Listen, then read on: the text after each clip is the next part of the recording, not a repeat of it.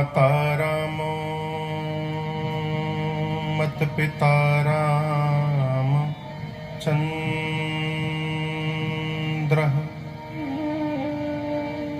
स्वामी रामो मत सखा राम चंद्रः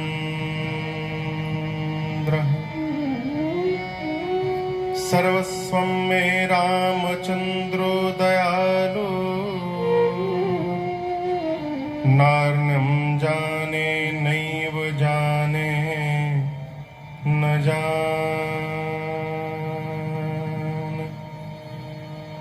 बंदों श्री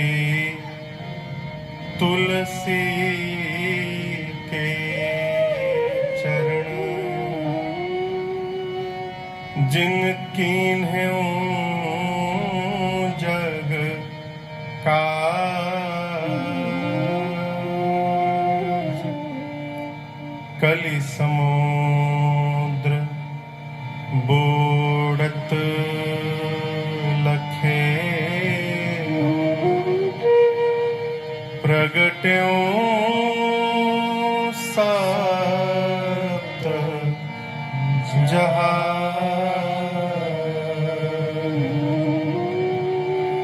सिया राममय सब जग जानी करऊं प्रणाम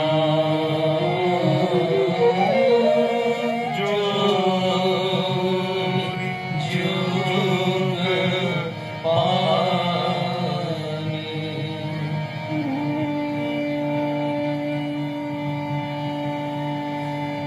सियावर रामचंद्र भगवान की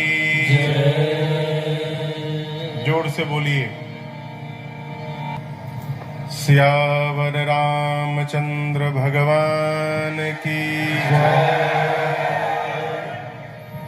श्री बाल कृष्ण भगवान की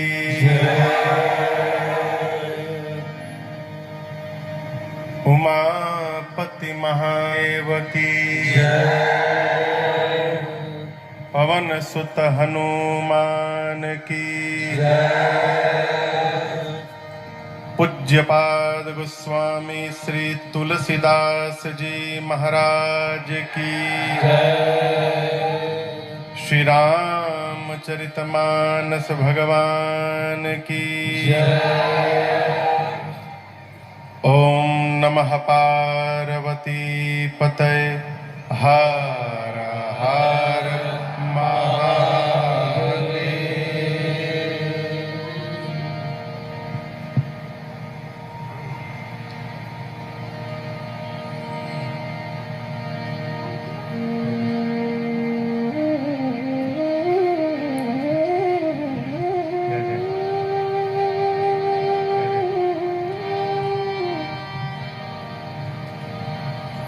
भैया आगे से मत आई जाए करो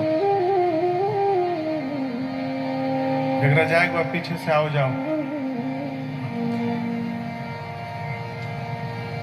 अनंत अनंत कोटि ब्रह्मांड नायक अकारण करुणा वरुणालय परात्पर ब्रह्म भगवान श्री राघवेंद्र सरकार के चरणों में बारंबार वंदन। भूतनाथ भगवान विश्वनाथ, मां अन्नपूर्णा एवं अनंत बलवंत श्री हनुमंत लाल जी महाराज के श्री चरणों में साष्टांग दंडवत। कलि पावना अवतार प्रातः स्मरणीय परम पूज्यपाद गोस्वामी श्री तुलसीदास जी महाराज के श्री चरणों में बारंबार वंदन।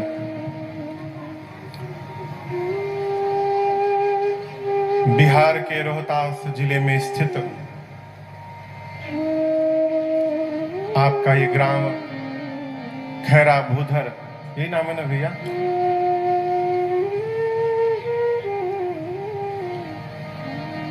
जिसके इस परम पुनीत धराधाम पर बैठकर आज से लेकर आने वाले 7 दिनों तक हम और आप भगवान श्री रघुनाथ के इस दिव्य कथामृत को अपने श्रवणों से पान करेंगे। इस पूरे आयोजन के केंद्र में जो इस कथा के आयोजक हैं परम आदरणीय बाबूजी श्रीमान कपिल मुनि जी तिवारी एवं मैया श्रीमती मालती देवी जी। कहाँ बैठे हैं लोग?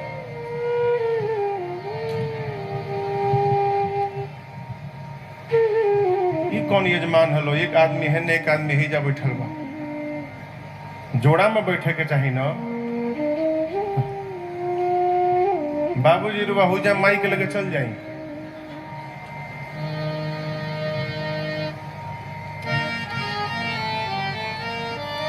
देखिए शंकर भगवान माई के संग बैठल बनी ही जा।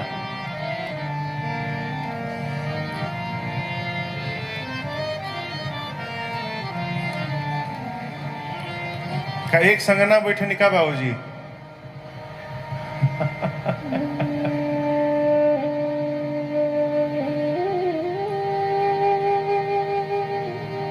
देखिए जीवन में अवसर प्राप्त हो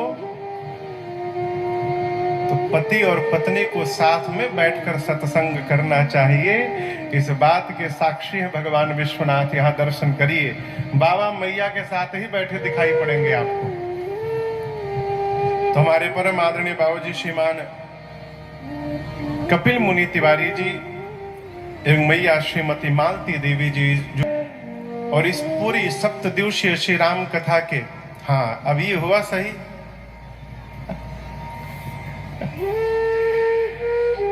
मुख्य यजमान के रूप में परम आदरणीय श्रीमती किरण प्रभाकर जी जो इस पूरे कथा के मुख्य यजमान है, ठाकुर जी का पूजन की। भैया हमारे शशि शेखर भैया जी, हम कथा आपको कुछ सुनावे उससे पहले आपको एक बात बताऊं कि जिस कथा की रचना हुई है, इस कथा की रचना के केंद्र में श्रीमती किरण प्रभाकर जी का जन्म दिवस है आज, और इनके जन्म दिवस के ही उपलक्ष्य में ये रचना बनी। बनते बनते विशाल आयोजन हो गया। सबसे पहले इस व्यासपीठ से आपको आपके इस जन्म दिवस की बहुत बहुत बधाई, बहुत बहुत मंगल कामना। और मेरी भगवान श्री रघुनाथ जी के चरणों में और बाबा विश्वनाथ जी के चरणों में बारंबार प्रार्थना है कि अपनी करुणा और कृपा की दृष्टि आप दोनों पर सदैव बनाए रखें। ऐसी मेरी मंगल प्रार्थना है। इनकी एक और विशेषता मैं बताऊं, इनको पूरा क्षेत्र नौकरी वाली दीदी कहता है।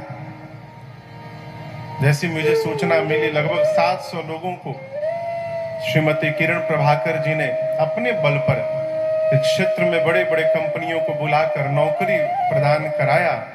ये समाज के प्रति, इस धरती के प्रति, बिहार के प्रति बहुत बड़ा कार्य इन्होंने संपन्न किया। इसके लिए बहुत बहुत साधुवाद और बधाई आपको। हम और आप रुद्र महायज्ञ के साथ साथ इस सप्तदिवसीय श्री राम कथा में आज से गति करने जा रहे हैं।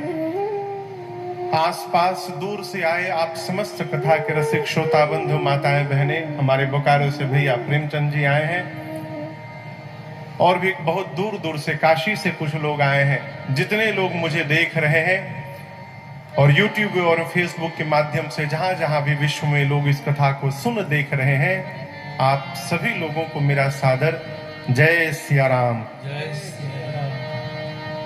फिर डाउन हो गई, जय सिया राम। जय सिया राम। पता चलल करो कि बिहार में बैठल बानी जा।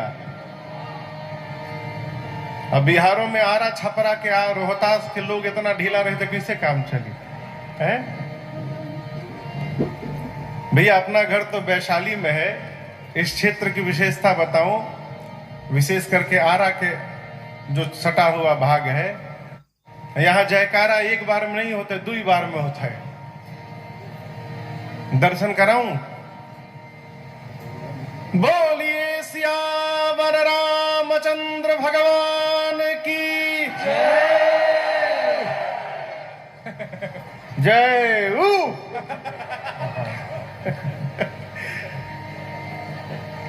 ये केवल सुनने को बिहार में मिली। हाँ, हमहू बिहारे के हैं, इसीलिए बिहार में कथा गाने में और आनंद आवत है। आज से लेकर आने वाले 7 दिनों तक हम और आप जिस सदग्रंथ के आश्रम में बैठकर यहाँ कथा गाएंगे और श्रवण करेंगे, उस ग्रंथ का नाम है श्री रामचरितमानस। क्या नाम है? पूज्यपाद गोस्वामी तुलसीदास जी महाराज बालकांड के प्रारंभ में ग्रंथ के परिचय देते समय कहते हैं, ये ग्रंथ कौन सा है? रामचरित मानस नामा सुनत श्रवण पाइय विश्रामा।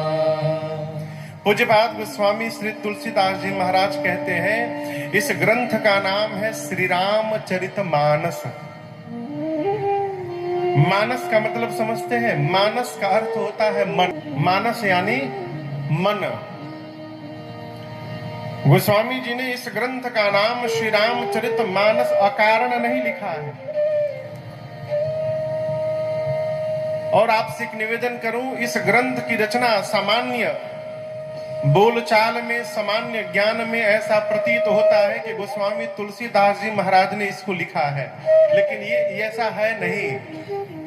बाबा ने लिखा अवश्य है, लेकिन अपने मन से नहीं लिखा है, उनसे लिखवाया गया है। किसने लिखवाया है? भगवान विश्वनाथ की कृपा। गोस्वामी जी स्वयं इस बात को कहते हैं कि शंभु प्रसाद सुमति हिय हुलसी। भगवान विश्वनाथ और मां अन्नपूर्णा की जब कृपा भई, तब गोस्वामी जी कहते हैं सुमति ही अहुलसी, और मेरे द्वारा इस ग्रंथ की रचना भई, लिखवाया भगवान शंकर ने। और जगत में क्या कहा गया? रामचरितमानस कवि तुलसी। लिखवाया बाबा ने, लेकिन समाज में क्या फैला कि गोस्वामी तुलसीदास इसके रचनाकार हैं। जीवन में प्रामाणिक व्यक्ति के द्वारा कही हुई बात पर विश्वास करने का स्वभाव बनाइए। हम और आप जिस देश में रहते हैं, इस देश का एक सहज स्वभाव है, जिसको का कहरा भी नहीं मालूम है, वो पीएचडी करने का सलाह देता है। जिसको कोई जानकारी नहीं है, वो भी राय अवश्य देगा अपना। आपको ऐसा करना चाहिए। हमारे महाराज श्री कहते हैं, जो व्यक्ति जीवन में लक्ष्य को प्राप्त कर चुका है, उसी की दिशा में चलने से हमारी दशा में परिवर्तन दिखाई पड़ेगा, अन्यथा हम स्वयं भटक जाएंगे। गोस्वामी तुलसीदास जी इस बात को प्रारंभ में ही स्पष्ट करते हैं कि इसको मैंने नहीं लिखा। किसने लिखा? बाबा ने लिखा है। क्योंकि भगवान विश्वनाथ से अधिक प्रामाणिक कोई दूसरा होने वाला नहीं है। और इसका प्रमाण पत्र मैं आपको दूं। संवत 1631 में, आज से लगभग अभी 2080 चल रहा है। अब 9 अप्रैल से 2081 प्रारंभ होगा संवत। और सन में हम और आप ईस्वी में अभी 2024 में बैठे हुए हैं, यही है ना। संवत 1631 में लगभग आज से 449 कहिए अथवा 450, 450 साल पहले गोस्वामी तुलसीदास जी महाराज इस ग्रंथ को लिखना प्रारंभ की। कहां प्रारंभ किए? बाबा कहते हैं, संवत 1631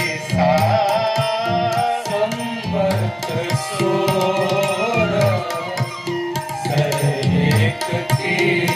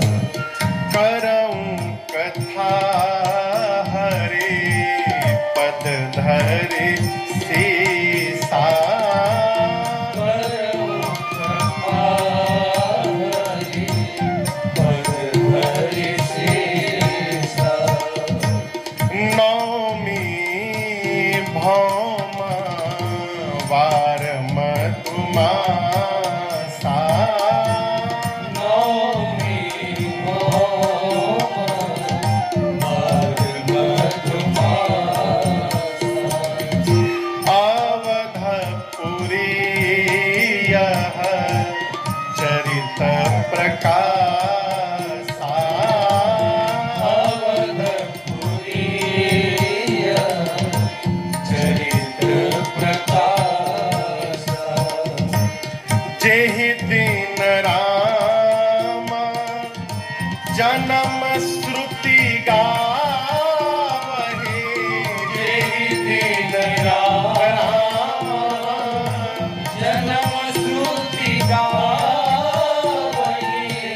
तीरथ सकल कहाँ चली आवहि तीरथ सकल कहाँ चली आवहि